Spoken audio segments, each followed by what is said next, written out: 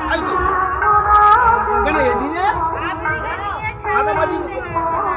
মজা আছে এখানে বে করেছে তো গোপাল মাঝি ভাই করবে হ্যাঁ ও বলছে আমাদের আজকে মেরে গেছে পুরো